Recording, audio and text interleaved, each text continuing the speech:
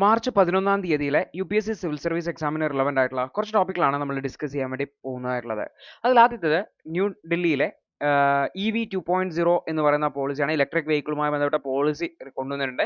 2027 കൂടിയിട്ട് 95% വെഹിക്കിൾസും new വെഹിക്കിൾസും electric vehicle ആക്കി മാറ്റുന്നതിന് വേണ്ടിയിട്ടാണ്. 95% വെഹിക്കിൾസും ഇലക്ട്രിക് വെഹിക്കിൾസ് ആക്കി മാറ്റുന്നതിന് വേണ്ടിയിട്ടാണ് അവിടുത്തെ ഡൽഹി ട്രാൻസ്പോർട്ട് മിനിസ്റ്റർ പ്രഖ്യാപനം നടത്തിയിട്ടുള്ളത്. ഡൽഹി പൊല്യൂഷനുമായി ബന്ധപ്പെട്ട വിഷയങ്ങളെ കുറിച്ചൊക്കെ പറയുമ്പോൾ നിങ്ങൾക്ക് ഈ ഒരു പോളിസി ഷിഫ്റ്റ് നിങ്ങൾക്ക് ഹൈലൈറ്റ് ആവുന്നതാണ് ഗവൺമെന്റ് ചെയ്തിട്ടുള്ള ഒരു പുതിയ സ്റ്റെപ്പിന്റെ ഭാഗമായിട്ട്. അപ്പോൾ ഡൽഹി ട്രാൻസ്പോർട്ട് മിനിസ്റ്റർ ആണ് ഇലക്ട്രിക് വെഹിക്കിൾ പോളിസി കൊണ്ടുവന്നിട്ടുള്ളത്. ഇത് നിലവിലുള്ള CNG ഓട്ടോറിക്ഷാസും ലൈറ്റ് വെഹിക്കിൾസിനൊക്കെ റീപ്ലേസ് ചെയ്തുകൊണ്ട് ഇലക്ട്രിക് വെഹിക്കിൾസ് കൊണ്ടുവരുന്നതിന് വേണ്ടിയിട്ടാണ്. 2027 95% വെഹിക്കിൾസും രജിസ്ട്രേഡ് വെഹിക്കിൾസും EVയിലേക്ക് മാറ്റുന്നതിന് വേണ്ടിയിട്ടാണ്. അതേപോലെ തന്നെ പബ്ലിക് ട്രാൻസ്പോർട്ടേഷന് വേണ്ടിയിട്ട് ഇലക്ട്രിക് ബസ്സുകളും മറ്റുമൊക്കെ ഉപയോഗിക്കുന്നതിന് വേണ്ടിയിട്ട് ഈ ഒരു ഗവൺമെന്റ് പ്രപ്പോസ് ചെയ്യുന്നുണ്ട്. ഇതിനു വേണ്ടിയിട്ട് electric 2 wheelers, electric 3 wheelers, light commercial vehicles, ട്രക്സും മറ്റുമൊക്കെ EVയിലേക്ക് മാറ്റുന്നതിന് ആവശ്യമായിട്ടുള്ള ഇൻസെന്റീവ്സ് ഡൽഹി ഗവൺമെന്റ് പ്രൊവൈഡ് ചെയ്യും. അതിനുവേണ്ടി ഒരു ഡെഡിക്കേറ്റഡ് ആയിട്ടുള്ള ഫണ്ടുകൾ ഉണ്ടാക്കും. Green levies, pollution cess, aggregator licence fee വഴിയൊക്കെ ഈ ഒരു ഫണ്ട് ജനറേറ്റ് ചെയ്യും എന്നാണ് പറഞ്ഞിട്ടുള്ളത്. അതുപോലെ തന്നെ കൊമേഴ്ഷ്യൽ ട്രാൻസ്പോർട്ട് ഫ്ലീറ്റുകളും ഇതുപോലെ ഇലക്ട്രിക് വെഹിക്കിളിലേക്ക് കൊണ്ടുവരുന്നതിന് വേണ്ടിയിട്ടും ഈ ഒരു EV മേഖലയിൽ കൂടുതൽ തൊഴിലുകൾ ജനറേറ്റ് ചെയ്യാൻ വേണ്ടിയിട്ട് സാധിക്കും എന്നൊക്കെയാണ് കരുതുന്നതായിട്ടുള്ളത്. അപ്പോൾ EV മെക്കാനിക്സിനും ഡ്രൈവേഴ്സിനും ഒക്കെ കൃത്യമായിട്ടുള്ള ട്രെയിനിങ് പ്രോഗ്രാംസ് ലോഞ്ച് ചെയ്യും എന്നും ഈ ഒരു ഡൽഹി ട്രാൻസ്പോർട്ട് മിനിസ്റ്റർ പറഞ്ഞിട്ടുണ്ടെന്ന് ഓർത്തുവെക്കുക. അപ്പോൾ ഡൽഹിയിലെ പൊല്യൂഷനുമായി ബന്ധപ്പെട്ട വിഷയങ്ങളൊക്കെ പറയുമ്പോൾ ഈ ഒരു പോളിസി ചേഞ്ച് ഹൈലൈറ്റ് ചെയ്യാൻ വേണ്ടിയിട്ട് ശ്രമിക്കുക എന്നുള്ളതാണ്. അപ്പോൾ അടുത്തത് ഇന്ത്യയും US തമ്മിലുള്ള ബൈലാറ്ററൽ ട്രേഡ് എഗ്രിമെന്റുമായി ബന്ധപ്പെട്ടാണ്. കാരണം ട്രംപ് റെസിപ്രോക്കൽ താരിഫ് പ്രഖ്യാപിച്ചപ്പോൾ ഇന്ത്യ കൗണ്ടർ റെസിപ്രോക്കൽ താരിഫുകൾ പറയുന്നതിന് പകരം ഇന്ത്യ എന്താ ചെയ്ത ബൈലാറ്ററൽ ട്രേഡ് അഗ്രിമെന്റിനെ കുറിച്ച് ചർച്ച ചെയ്യുകയാണ്. അപ്പോൾ ഇന്ത്യയും US തമ്മിലുള്ള ട്രേഡ് എഗ്രിമെന്റുകൾ WTOയുടെ ലോസിന്റെ, വേൾഡ് ട്രേഡ് ഓർഗനൈസേഷന്റെ പ്രിഫറൻഷ്യൽ ട്രീറ്റ്മെന്റുമായി ബന്ധപ്പെട്ട ലോസിന്റെ വയലേഷൻ ആയിരിക്കും എന്നൊക്കെയാണ് ഓതർ ഹൈലൈറ്റ് ചെയ്യുന്നിട്ടുള്ളത്. അപ്പോൾ എന്താണ് ഈ ഒരു വിഷയം എന്നുള്ളതാണ് നമ്മൾ നോക്കുന്നതായിട്ടുള്ളത്. ഇന്ത്യയും US ഒരു first stage of multi sector bilateral trade എഗ്രിമെന്റിന്റെ ഡിസ്കഷൻസ് 2025 കംപ്ലീറ്റ് ചെയ്യാം എന്നുള്ള രീതിയിൽ പറഞ്ഞിട്ടുണ്ട്. പക്ഷെ എന്താണ് BTAയിൽ വരുന്ന കണ്ടീഷൻസ് എന്നുള്ളത് അൺക്ലിയർ ആണെന്നുണ്ടെങ്കിലും അതൊരു ഫ്രീ ട്രേഡ് എഗ്രിമെന്റ് അല്ല എന്നുള്ളത് വ്യക്തമാണ്. അതായത് രണ്ട് രാജ്യങ്ങളും നമ്മൾ ഒരു ഫ്രീ ട്രേഡ് എഗ്രിമെന്റ് അല്ല സൈൻ ചെയ്യുന്നത്. രണ്ട് രാജ്യങ്ങളും ഒരു താരിഫിന്റെ മേലെയൊക്കെ ഒരു അണ്ടർസ്റ്റാൻഡിംഗ് വരികയാണ് ബൈലാറ്ററൽ ട്രേഡ് എഗ്രിമെന്റ് കൊണ്ട് ഉദ്ദേശിക്കുന്നത് എന്നുള്ളതാണ്. പക്ഷെ രണ്ട് രാജ്യങ്ങളും വേൾഡ് ട്രേഡ് ഓർഗനൈസേഷന്റെ മെമ്പർ ആയിരിക്കുകയും രണ്ട് രാജ്യങ്ങളും ഇത്തരത്തിലുള്ള ഒരു ബൈലാറ്ററൽ ട്രേഡ് എഗ്രിമെന്റ് സൈൻ ചെയ്ത് നമ്മളുടെ പരസ്പരം അങ്ങോട്ടും ഇങ്ങോട്ടുമുള്ള താരിഫുകൾ ഡിസ്കസ് ചെയ്യുകയും ചെയ്യുന്നത് ഇത് WTO റൂൾസുമായിട്ട് കോംപ്ലൈ ചെയ്യുന്നതല്ല. WTO റൂൾസിന് വിരുദ്ധമാണ്. കാരണം WTOയുടെ മോസ്റ്റ് ഫേവേർഡ് നാഷൻ പ്രിൻസിപ്പിളിനെ പ്രൊഹിബിറ്റ് ചെയ്യുന്നുണ്ട്. മോസ്റ്റ് ഫേവേർഡ് നാഷൻ പ്രിൻസിപ്പിൾ എന്ന് വെച്ചാൽ ഏതെങ്കിലും ഒരു രാജ്യത്തിന് എന്തെങ്കിലും ഒരു പ്രിഫറൻഷ്യൽ ട്രീറ്റ്മെന്റ് നൽകുന്നുണ്ടെങ്കിൽ അത് മറ്റ് WTO മെമ്പേഴ്സിന് നൽകണം എന്നുള്ളതാണ് മോസ്റ്റ് ഫേവേർഡ് നാഷൻ പ്രിൻസിപ്പിൾ എന്ന് പറയുന്നതായിട്ടുള്ളത്. പക്ഷേ ഇന്ത്യയും US ചേർന്ന് പരസ്പരം അങ്ങോട്ടും ഇങ്ങോട്ടും പ്രിഫറൻസ് നൽകുന്നത് എന്ന് പറഞ്ഞാൽ പ്രിഫറൻഷ്യൽ ട്രേഡ് നടത്തുന്നതെന്ന് പറഞ്ഞു കഴിഞ്ഞാൽ ഇത് WTOയുടെ റൂൾസിന് എഗെയിൻസ്റ്റ് ആണ് എന്നുള്ളതാണ്. അതേസമയത്ത് ഫ്രീ ട്രേഡ് എഗ്രിമെന്റ്സിലാണെങ്കിൽ സബ്സ്റ്റാൻഷ്യലി എല്ലാ ട്രേഡും ഫ്രീ ട്രേഡ് എഗ്രിമെന്റിൽ കവർ ചെയ്യേണ്ടതായിട്ടുണ്ട് WTO റൂൾ പ്രകാരം. അപ്പോൾ ഇന്ത്യയും US തമ്മിൽ ഫ്രീ ട്രേഡ് എഗ്രിമെന്റ് ആണ് സൈൻ ചെയ്യുന്നതെങ്കിൽ എല്ലാ തരത്തിലുള്ള ട്രേഡ് ബാരിയേഴ്സും എലിമിനേറ്റ് ചെയ്യേണ്ടതായിട്ടുണ്ട്. അതേസമയത്ത് BTA ബൈലാറ്ററൽ ട്രേഡ് എഗ്രിമെന്റ് ആണ് വരുന്നതെങ്കിൽ അത് പലപ്പോഴും ഈ WTOയുടെ റൂൾസിന്റെ വയലേഷനായി മാറാൻ സാധ്യതയുണ്ട് എന്നുള്ളതാണ്. ഇന്ത്യയും US ചില പ്രത്യേക പ്രൊഡക്റ്റുകളുടെ മാത്രം താരിഫിനെയാണ് അഡ്രസ്സ് ചെയ്യാൻ വേണ്ടി ശ്രമിക്കുന്നതെങ്കിൽ അത് ബൈലാറ്ററൽ ട്രേഡ് എഗ്രിമെന്റ് ആണ് വരിക. അത് WTO റൂൾസിനെ വയലേറ്റ് ചെയ്യും എന്നുള്ളതാണ് ഓതർ ഹൈലൈറ്റ് ചെയ്യുന്നതായിട്ടുള്ളത്. അപ്പോൾ ഇത് എന്താണ് സംഭവിക്കുന്നത്, എന്താണ് ഇതിലൂടെ നടക്കാൻ പോകുന്നത് എന്നതിനെ സംബന്ധിച്ച് കൃത്യമായിട്ടുള്ള ക്ലാരിറ്റി വരണത്രേ. ഇന്ത്യയും US ഒരു ഇന്ററിം എഗ്രിമെന്റ് ഡിസ്കസ് ചെയ്യാവുന്നതാണ്. കാരണം GATTലും മറ്റുമൊക്കെ ഒരു 10 വർഷത്തെ പീരീഡിന്റെ ഉള്ളിൽ വേണമെങ്കിൽ ഒരു ഇന്ററിം എഗ്രിമെന്റ് വയ്ക്കാം എന്നൊക്കെ പറയുന്നുണ്ട്. അതുപോലെ WTOയുടെ ലോ പ്രകാരം എനേബിളിംഗ് ക്ലോസ് ഉണ്ട്. പ്രിഫറൻഷ്യൽ ട്രേഡ് എഗ്രിമെന്റ് ഡെവലപ്പിംഗ് കൺട്രീസിന് നൽകാം എന്നുള്ള രീതിയിൽ പറയുന്നുണ്ട്. അപ്പോൾ BTA may not qualify. US എന്ന് പറയുന്ന ന്റെ മാർക്കറ്റുമായി കമ്പയർ ചെയ്യുമ്പോൾ BTAs ഈ ഒരു എനേബിളിംഗ് ക്ലോസ് അപ്ലിക്കബിൾ ഇല്ല എങ്കിൽ പോലും അത് പറഞ്ഞുകൊണ്ട് ഇന്ത്യക്ക് വേണ്ടിയിട്ട് അത്തരത്തിൽ ചെയ്യാൻ വേണ്ടി പറ്റും എന്നുള്ളതാണ്. പക്ഷേ US പ്രസിഡന്റ് വന്നിട്ടുള്ളത് അദ്ദേഹം റെസിപ്രോക്കൽ താരിഫ് എന്ന് പറയും, നമ്മളുടെ മേലെ 10% ചുമത്തുന്നെങ്കിൽ നമ്മൾ 10% ചുമത്തും എന്നുള്ള സ്റ്റാൻഡാണുള്ളത്. ഇത് WTOയുടെ കോർ പ്രിൻസിപ്പിൾസ് ആയിട്ടുള്ള മോസ്റ്റ് ഫേവേർഡ് നാഷൻ തിയറി പോലുള്ള തിയറീസിന് വയലേഷൻ ആണെന്ന് പറയാൻ വേണ്ടി വരും. ചില രാജ്യങ്ങളുടെ മേലെ കൂടുതൽ നികുതി ചുമത്തുന്നുണ്ട്, ചില രാജ്യങ്ങളുടെ മേലെ നികുതി കുറവാണ് എന്നുള്ളതാണ്. അപ്പോൾ ഇന്ത്യയെ പോലുള്ള ഡെവലപ്പിംഗ് കൺട്രീസിന് സ്പെഷ്യൽ ട്രീറ്റ്മെന്റ് നൽകാൻ സാധിക്കുക എന്നുള്ളതാണ് മറ്റൊരു ഓപ്ഷൻ ആയിട്ടുള്ളത്. അതുകൊണ്ട് തന്നെ ഇന്ത്യ ഈ ഒരു ബൈലാറ്ററൽ ട്രേഡ് എഗ്രിമെന്റ് സൈൻ ചെയ്യുന്ന സമയത്ത് അത് WTO റൂൾസുമായി ബന്ധപ്പെട്ട് അപ്ലിക്കബിൾ ആണ്, ഓക്കെ ആണ് എന്ന് ഉറപ്പുവരുത്തേണ്ടതായിട്ടുണ്ട്. ഇല്ലെങ്കിൽ ഒരു റൂൾ ബേസ്ഡ് ആയിട്ടുള്ള ഇന്റർനാഷണൽ ട്രേഡ് എന്ന് പറയുന്ന ഇന്ത്യയുടെ തന്നെ മുന്നോട്ട് വെക്കുന്ന ആശയത്തിന്റെ ഒരു വയലേഷൻ ആയിട്ട് അത് മാറാൻ സാധ്യതയുണ്ട് എന്നുള്ളതാണ് ഓതർ പറയുന്നതായിട്ടുള്ളത്. അടുത്തൊരു വാർത്ത നമ്മളുടെ രാജ്യത്തിന്റെ ഒബേസിറ്റിയുമായി ബന്ധപ്പെട്ട പൊണ്ണത്തടിയുമായി ബന്ധപ്പെട്ട വിഷയത്തിൽ ഓൾറെഡി കുറെ വാർത്തകൾ വന്നിട്ടുണ്ടായിരുന്നു. അതുപോലെ തന്നെ ഈ ഒരു പ്രധാനമന്ത്രി ഒബേസിറ്റിയെ അഡ്രസ്സ് ചെയ്യുന്നതിനെ കുറിച്ച് പറഞ്ഞിട്ടുണ്ടായിരുന്നു. ഇന്ത്യയുടെ എക്കണോമിക് സർവേയിൽ തന്നെ ഈ ഇത്തരത്തിൽ അൾട്രാ പ്രോസസ് ഫുഡുകളുടെ മേലെ ഒരു ഹെൽത്ത് ടാക്സ് ഇമ്പോസ് ചെയ്യുന്നതിനെ കുറിച്ചൊക്കെ സൂചിപ്പിച്ചിട്ടുണ്ടായിരുന്നു. അപ്പോൾ ഈ ഒബേസിറ്റി എന്ന് പറയുന്നത് ഒരു പ്രധാനപ്പെട്ട വിഷയമായിട്ട് ഉയർന്നു വരുന്നുണ്ട്. അപ്പോൾ ഇതുമായി ബന്ധപ്പെട്ട് ഇത് എങ്ങനെയാണ് നമ്മുടെ രാജ്യത്തെ ഫുഡുമായി ബന്ധപ്പെട്ട അല്ലെങ്കിൽ നമ്മുടെ രാജ്യത്തുള്ള ഫ്ലോഡ് ആയിട്ടുള്ള ഫുഡ് റെഗുലേഷൻ ആണ് ഒബേസിറ്റി വർദ്ധിക്കാൻ കാരണമെന്നാണ് ഓതർ ഹൈലൈറ്റ് ചെയ്യുന്നതായിട്ടുള്ളത്. അതായത് ഇന്ത്യയിൽ 4ൽ ഒരാൾ അഡൾട്ടിലെ പ്രായപൂർത്തിയായതിൽ 4ൽ ഒരാൾ ഒബേസ് ആണെന്നാണ് പറയുന്നതായിട്ടുള്ളത്. അതേപോലെ തന്നെ ഡയബറ്റിക് അതുപോലെ പ്രീ ഡയബറ്റിക് പേഷ്യൻസ് ഇന്ത്യയിൽ ഉണ്ട് എന്നും നാഷണൽ ഫാമിലി ഹെൽത്ത് സർവേയിൽ പറയുന്നുണ്ട്. അപ്പോൾ പ്രധാനമന്ത്രി ഒബേസിറ്റിയെ 2025 ടാക്കിൾ ചെയ്യണം എന്ന് പറഞ്ഞിട്ടുണ്ട്. എക്കണോമിക് സർവേയുടെ റെക്കമെൻഡേഷനിലും അൾട്രാ പ്രോസസ്ഡ് ഫുഡുകളുടെ മേലെ ഹെൽത്ത് ടാക്സ് ഇമ്പോസ് ചെയ്യേണ്ട ആവശ്യകതയും ഹൈലൈറ്റ് ചെയ്തിട്ടുണ്ടായിരുന്നു. എന്നാൽ ഈ ഒരു എഫേർട്ടുകളെല്ലാം തന്നെ അൺക്ലിയർ ആണ്. പ്രത്യേകിച്ചും ഇൻഡസ്ട്രിയും ഫ്രണ്ട്ലി ആയിട്ടുള്ള ഫുഡ് മാർക്കറ്റിംഗ് റെഗുലേഷൻസ് കൊണ്ടുവരുമ്പോൾ ഈ എഫേർട്ടുകൾ അതിന് എഗെയിൻസ്റ്റ് ആയിട്ടാണ് വരിക എന്ന് കൂടി ഓർത്തു വെക്കേണ്ടതായിട്ട്. അപ്പം നമ്മുടെ രാജ്യത്ത് ചെയ്യാൻ പറ്റുന്ന കാര്യം എന്ന് വെച്ചാൽ ഫുഡ് ലേബലിംഗ് ആണ് ചെയ്യുന്നത്. ഓൾറെഡി നമ്മൾ വാങ്ങുന്ന എല്ലാ പ്രൊഡക്റ്റുകളുടെ മേലെയും അതിന്റെ ന്യൂട്രീഷൻ ലെവൽ മെൻഷൻ ചെയ്തിട്ടുണ്ട്. അപ്പോൾ Indian nutrition rating system propose ചെയ്തിട്ടുണ്ടായിരുന്നു FCI. അതായത് അതിലെ ഫാറ്റിന്റെ അളവ്, ഷുഗറിന്റെ അളവ് തുടങ്ങിയിട്ടുള്ള കാര്യങ്ങൾ ഹൈലൈറ്റ് ചെയ്യും. പക്ഷെ ഇതൊക്കെ ആൾക്കാരെ മിസ്ലീഡ് ചെയ്യാം എന്നല്ലാതെ മറ്റൊരു കാര്യമില്ല എന്നുള്ളതാണ്. മറ്റൊന്നാണ് ഇൻഡസ്ട്രിയുടെ ലോബിയിങ് എന്ന് പറയുന്നത്. ഇത്തരത്തിലുള്ള അൾട്രാ പ്രോസസ് ഫുഡ് പ്രൊവൈഡ് ചെയ്യുന്ന ഇൻസ്റ്റിറ്റ്യൂഷൻസ് അല്ലെങ്കിൽ സ്ഥാപനങ്ങൾ അവ പൊളിറ്റീഷ്യൻസിനെയും മറ്റുമൊക്കെ ലോബി ചെയ്ത് സയന്റിഫിക് റെക്കമെൻഡേഷൻസ് ഒക്കെ സൈഡ്ലൈൻ ചെയ്യുകയും ഇതിനെ ഈ ഒരു ഹെൽത്തി ചോയ്സസ് ജനങ്ങൾക്ക് കിട്ടുന്നില്ല, അവരുടെ ലാഭം കിട്ടുന്നുണ്ട് എന്ന് ഉറപ്പുവരുത്താൻ വേണ്ടിയിട്ടുള്ള ശ്രമങ്ങളാണ് നടത്തുന്നത്. അതുകൊണ്ട് തന്നെ ഇന്ത്യയിൽ വളരെ ക്ലിയർ ആയിട്ടുള്ള മാൻഡേറ്ററി ആയിട്ടുള്ള വാർണിംഗ് ലേബിൾസ് കാണുന്നില്ല എന്നുള്ളതാണ്. ഉദാഹരണത്തിന് ചിലി തുടങ്ങിയിട്ടുള്ള രാജ്യങ്ങളിലൊക്കെ ഇത്തരത്തിലുള്ള വളരെ സ്ട്രോങ് ആയിട്ടുള്ള ലേബൽ, ഉദാഹരണത്തിന് സിഗരറ്റ് വാങ്ങുമ്പോൾ അത് ക്യാൻസറിന് കാരണമാകും എന്നുള്ള ലേബൽ വെച്ചതുകൊണ്ട് സിഗരറ്റ് ഉപയോഗിക്കുന്നതിൽ കുറവുണ്ടായിട്ടുണ്ടാവും. അപ്പോൾ ചിലി പോലുള്ള രാജ്യങ്ങളൊക്കെ ഇത്തരത്തിലുള്ള അൾട്രാ പ്രോസസ് ഫുഡിന്റെ ഉപയോഗമൊക്കെ 24% കുറക്കാൻ വേണ്ടിയിട്ട് ഇത്തരത്തിലുള്ള സ്ട്രോങ് ലേബലിംഗ് വഴി പറ്റിയിട്ടുണ്ടായിരുന്നു. പക്ഷേ ഇന്ത്യയിൽ അത് ചെയ്യുന്നില്ല എന്നുള്ളതാണ്. അപ്പോൾ ഇന്ത്യയിൽ പലതരത്തിലുള്ള മിസ്ലീഡിംഗ് ആയിട്ടുള്ള അഡ്വർടൈസിംഗ് ഉണ്ട് എന്നുള്ളതാണ്.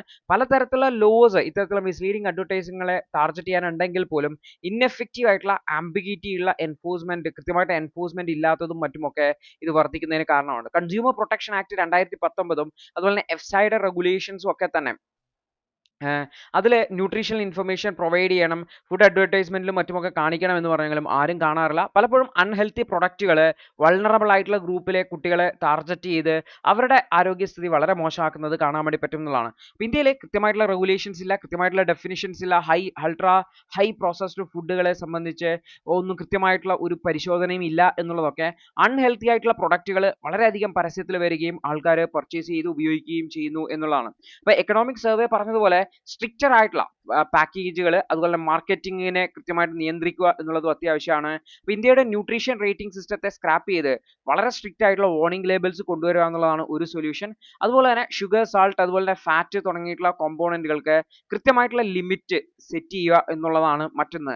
അടുത്താണ് അഡ്വർടൈസിംഗിലുള്ള ലൂപ്പ് ഹോൾസിനെ ഐഡന്റിഫൈ ചെയ്തുകൊണ്ട് കൃത്യമായിട്ടുള്ള മിസ്ലീഡിംഗ് ആയിട്ടുള്ള അഡ്വർടൈസ്മെന്റ് നടക്കുന്നില്ല എന്ന് ഉറപ്പുവരുത്തുക എന്നുള്ളതാണ്.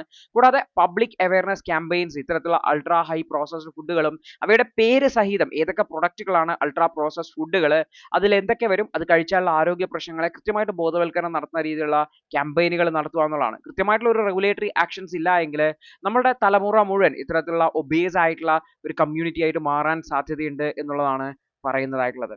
അടുത്തത് എന്താണ് ഈ ഒരു ക്വിക്ക് കൊമേഴ്സ്, അത് ഇന്ത്യൻ എക്കണോമിക്ക് സ്യൂട്ടബിൾ ആണോ തുടങ്ങിയിട്ടുള്ള കാര്യങ്ങളാണ് നമ്മൾ നോക്കുന്നത്. എന്താണ് ക്വിക്ക് കൊമേഴ്സ് എന്നാണ് നിങ്ങൾ ബ്ലിങ്കിറ്റിന്റെ പരസ്യം കാണുന്നുണ്ടാവും, അല്ലെങ്കിൽ സ്വിഗ്ഗിയുടെ ഇൻസ്റ്റാമാർട്ട് കാണുന്നുണ്ടാവും. ഇതൊക്കെയാണ് ക്വിക്ക് കൊമേഴ്സ്, അതായത് നിമിഷ നേരങ്ങൾക്കുള്ളിൽ നിങ്ങൾക്ക് പർച്ചേസ് ചെയ്യാൻ വേണ്ടി പറ്റുന്നതാണ്. അപ്പോൾ ക്വിക്ക് കൊമേഴ്സ് COVID-19 ലോക്ക്ഡൌണിന്റെ ഒരു ഔട്ട്പുട്ട് ആണെന്ന് പറയാൻ പറ്റും. വീടുകളിൽ നേരത്തെ ആൾക്കാർ ഷോപ്പിംഗ് മാർക്കറ്റിലൊക്കെ പോയി പർച്ചേസ് ചെയ്യുകയാണെങ്കിൽ അത് ഓൺലൈൻ ഷോപ്പിംഗ് എന്ന് പറയുന്നത് COVID-19 വന്നിട്ടുണ്ടായിരുന്നത്. അപ്പോൾ ഇത് പിന്നീട് അർബൻ ഇന്ത്യയുടെ ഒരു പെർമനന്റ് ഫിക്ചർ ആയിട്ട് മാറി. എന്താണ് ക്വിക്ക് കൊമേഴ്സ് എന്ന് പറഞ്ഞു കഴിഞ്ഞാൽ? ഉദാഹരണത്തിന് റാപ്പിഡ് ഡെലിവറി എന്ന് പറഞ്ഞാൽ ക്വിക്ക് കൊമേഴ്സിന്റെ ഒരു പ്രത്യേകത എന്ന് വെച്ചാൽ 10 മിനിറ്റിനുള്ളിൽ, 20 മിനിറ്റിനുള്ളിൽ, 15 മിനിറ്റിനുള്ളിൽ ഡെലിവറി എന്നുള്ളതാണ്. കാരണം അവരുടെ പ്രധാനപ്പെട്ട സ്റ്റോറുകൾ, പ്രധാനപ്പെട്ട സെന്ററുകളിൽ ഉണ്ടാവും. നിങ്ങൾ ഓർഡർ ചെയ്ത് 12 മിനിറ്റിനുള്ളിൽ അവർക്ക് കൊണ്ടുവരാൻ പറ്റും. അവയാണ് ഡാർക്ക് സ്റ്റോറുകൾ എന്ന് വിളിക്കുന്നത്. ഡാർക്ക് സ്റ്റോറുകൾ എന്ന് പറഞ്ഞു കഴിഞ്ഞാൽ ഡാർക്ക് ടു പബ്ലിക് ആണ്. അതായത് നമുക്ക് നേരിട്ട് പോയിട്ട് ഈ സ്റ്റോറിൽ നിന്ന് സാധനങ്ങൾ പർച്ചേസ് ചെയ്യാൻ വേണ്ടി പറ്റില്ല. ഇത് ഓൺലൈൻ ഓർഡേഴ്സ് മാത്രം എടുക്കുന്നതിന് വേണ്ടിയിട്ടുള്ള വെയർ ഹൗസുകളാണ്. അതുകൊണ്ടാണ് അതിനെ ഡാർക്ക് സ്റ്റോർ എന്ന് വിളിക്കുന്നതായിട്ടുള്ളത്. അതേപോലെ തന്നെ ഇവര് പലപ്പോഴും ഇവരുടെ കയ്യിൽ ഡാറ്റ കളക്ട് ചെയ്യുന്നുണ്ട്. ഈ ഡാറ്റ ഉപയോഗിച്ചുകൊണ്ടാണ് ഇവരെന്ത് ചെയ്യുന്നതായിട്ടുള്ളത്? ആൾക്കാരെ ടാർഗറ്റ് ചെയ്യുന്നത് എന്നുള്ളതാണ്. അതായത് അവരുടെ ഷോപ്പിംഗ് എക്സ്പീരിയൻസ്, ഇൻവെന്ററി, അവരുടെ ഫോർകാസ്റ്റ് തുടങ്ങിയുള്ളതൊക്കെ പ്രെഡിക്റ്റ് ചെയ്തുകൊണ്ട് ഓഫറുകളും മറ്റുമൊക്കെ പ്രൊവൈഡ് ചെയ്തുകൊണ്ട് കസ്റ്റമേഴ്സിനെ ടാർഗറ്റ് ചെയ്യുന്നു എന്നുള്ളതാണ്. മറ്റൊന്നാണ് ഇവർ ബ്രാൻഡ് അവയർനെസ്. വളരെ വേഗത്തിൽ ക്വിക്ക് കൊമേഴ്സ് ബ്രാൻഡുകൾ ബൂസ്റ്റ് ചെയ്യുന്നുണ്ട്. അഡ്വർടൈസ്മെന്റ് വഴിയൊക്കെ കൺസ്യൂമേഴ്സിലേക്ക് എത്തുന്നുണ്ട്. കോസ്റ്റ് എഫക്റ്റീവ് ആയിട്ടുള്ള ഓപ്പറേഷൻസ് ആണ്. വെയർ ഹൗസ് വേണ്ട, മറ്റ് വലിയ വലിയ ഇൻവെന്ററി സെറ്റപ്പുകളൊന്നും വേണ്ട. ലോ കോസ്റ്റ് മാൻ പവർ ആണ്. സപ്ലൈ ചെയിൻ്റെ അഡ്വാൻറ്റേജ് ഉണ്ട്. ചീപ്പർ ആയിട്ടുള്ള ചിൽഡ് പ്രൊഡക്റ്റുകൾ ഡിസ്ട്രിബ്യൂട്ട് ചെയ്യാൻ വേണ്ടി പറ്റും. നമുക്ക് സ്വിഗ്ഗി, സൊമാറ്റോയുടെ ഒക്കെ ഡെലിവറി ബോയ്സിനെ യൂസ് ചെയ്യാൻ വേണ്ടി പറ്റും. അതുകൊണ്ട് തന്നെ ഇന്ത്യൻ ക്വിക്ക് കൊമേഴ്സ് എന്ന് പറയുന്നത് നിലവിൽ 3.34 ബില്യൺ ആണ് വാല്യൂ ചെയ്തിട്ടുള്ളത്.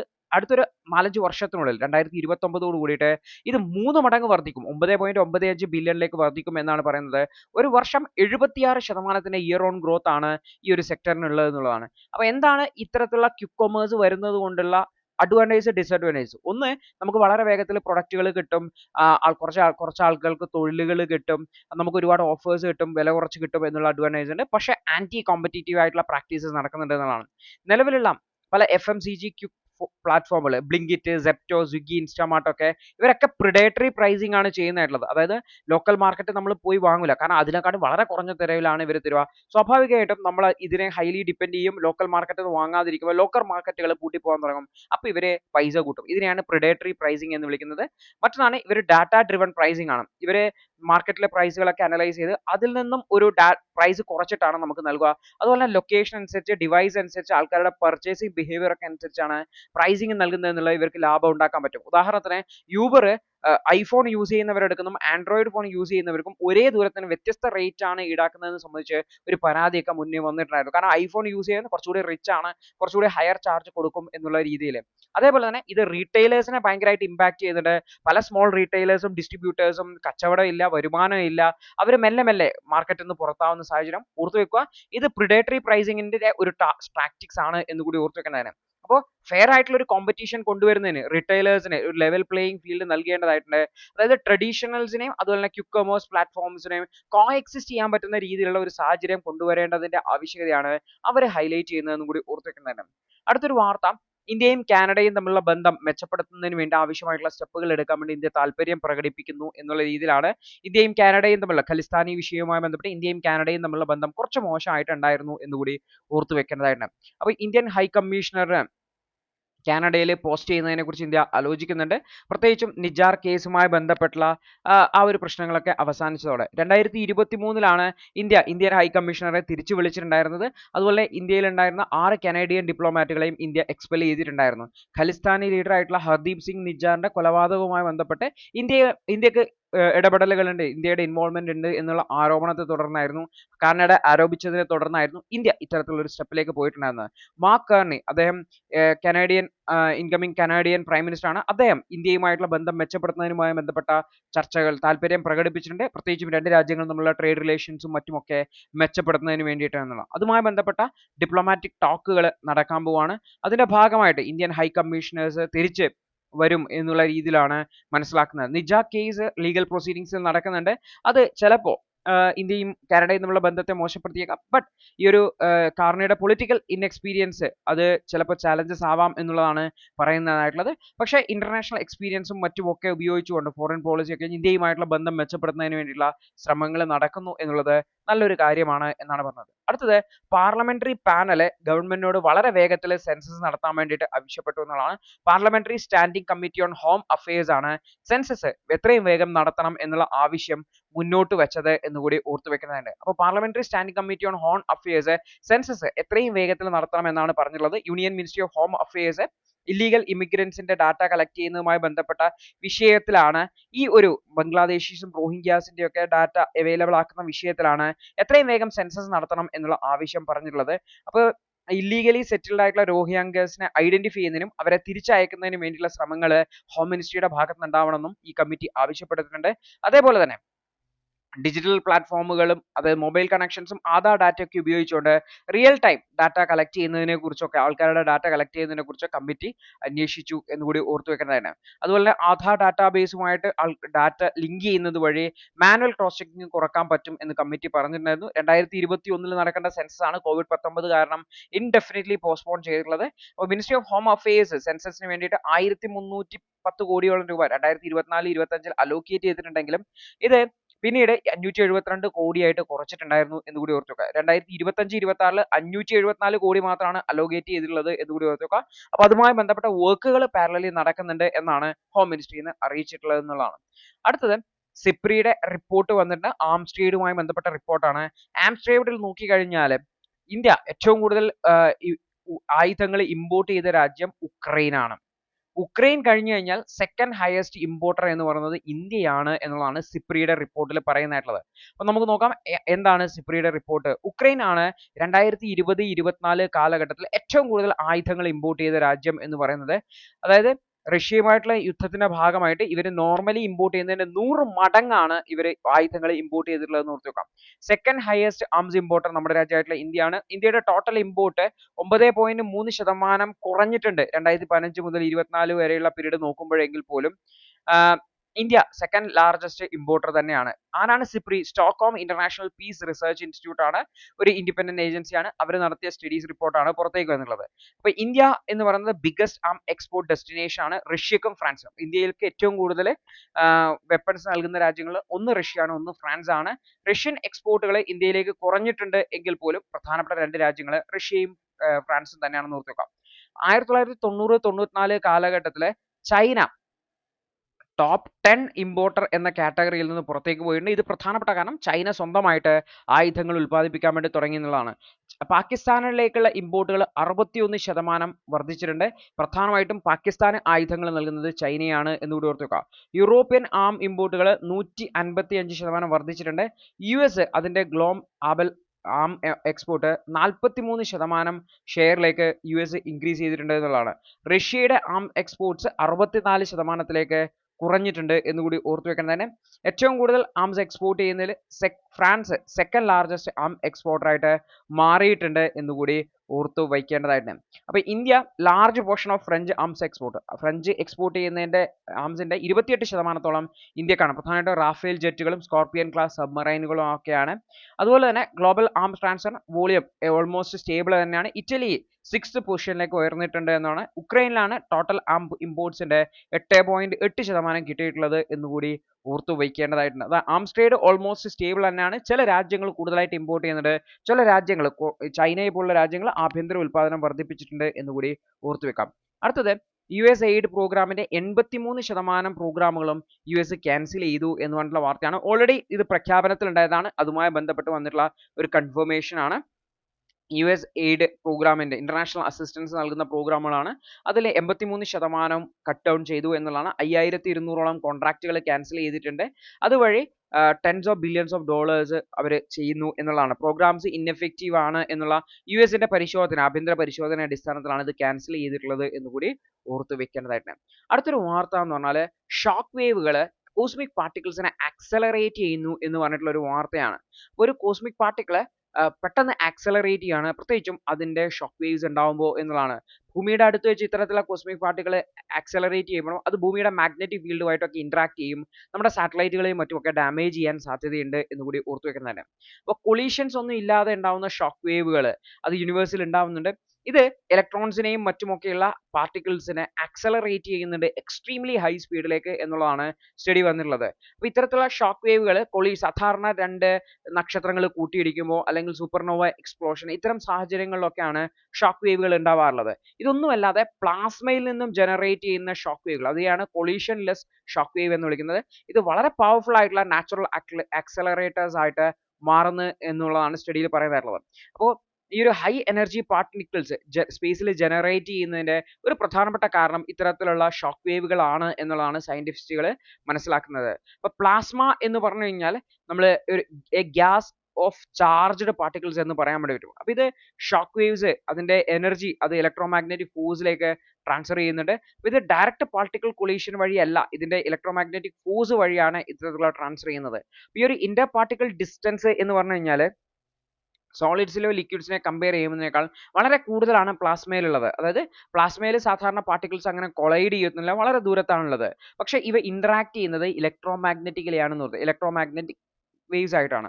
ഈ ഒരു ഷോക്ക് വേവ്സുകൾ അത് വരുന്ന സമയത്ത് അത് സൗണ്ട് വേവ്സിനേക്കാൾ ഫാസ്റ്റ് ആയിട്ട് ട്രാവൽ ചെയ്യുന്നതാണ്.